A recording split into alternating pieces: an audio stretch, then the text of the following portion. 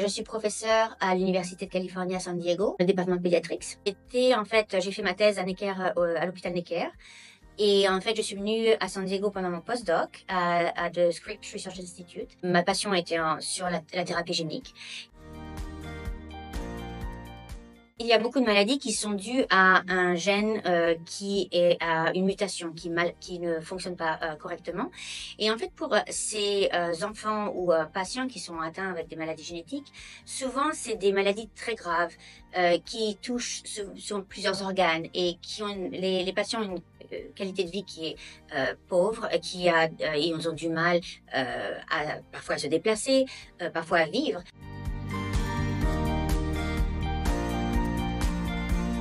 La plupart des maladies génétiques sont des maladies rares. Parce que heureusement, les mutations dans les gènes sont rares.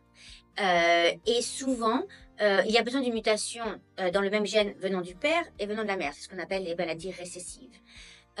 Et donc, la chance que ça arrive est rare. Et heureusement.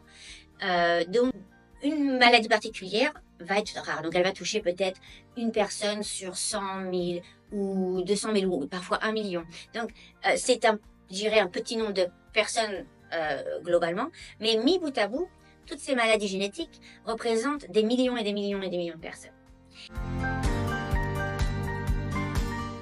Dans ces genres de maladies, les médicaments ne peuvent pas toujours faire quelque chose de bénéfique pour ces maladies. Et donc, en fait, la thérapie génique apporte un nouveau gène. Donc, on essaye de réintroduire dans le corps le gène qui manque. Et donc, pour faire cela, il y a différents outils que l'on peut utiliser. Souvent, on utilise ce qu'on appelle des vecteurs qui sont basés sur des virus. Parce que les virus, ils ont la capacité de nous infecter. Souvent pour nous donner des maladies, mais là en fait on les réoriente pour qu'ils soient bénéficiels et qu'ils peuvent apporter le gène qui manque. Donc on a deux types de thérapie génique, soit on introduit directement le virus dans notre corps et qui amène le gène dans un organe spécifique, ou alors on peut prendre les cellules de la moelle osseuse, les corriger génétiquement, les réintroduire et les cellules vont elles-mêmes apporter le gène dans tous les organes. Dans mon laboratoire, nous faisons plutôt le deuxième cas qui est la thérapie génique ex vivo, donc en utilisant les cellules souches.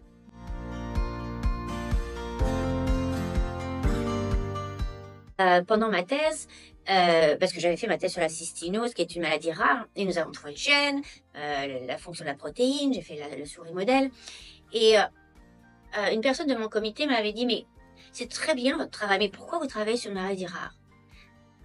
L'air de dire, mais en fait, vous perdez votre temps.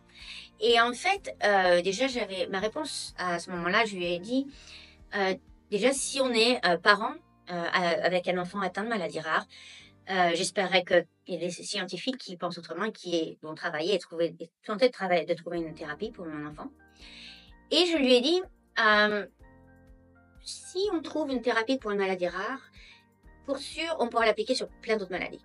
Donc, en fait, on touchera beaucoup plus de patients. Et en fait, j'aimerais qu'ils soient là et qu'ils me voient maintenant, parce que j'ai commencé sur la cystinose, qui est une maladie rare. Et en fait, de tout ce qu'on a appris sur la cystinose, de comment les cellules souches pouvaient guérir cette maladie dans tous les organes, nous avons appris tellement que nous avons pu utiliser cette même méthode pour traiter plein d'autres maladies, allant de Danon disease ou Friedreich ataxia ou l'ataxie Friedreich et jusqu'à Alzheimer maintenant. Nous utilisons la même thérapie pour Alzheimer. Le message que je veux donner en fait à tous les étudiants, à tous les gens, les investigateurs qui travaillent sur des maladies rares, il faut s'accrocher et pas entendre que c'est rare et que ça ne vaut pas le coup. Déjà, ça vaut le coup pour les patients, pour leur famille, mais aussi tout ce qu'on va apprendre sur comment traiter ces maladies rares pourront traiter des millions et des millions de personnes à la fin.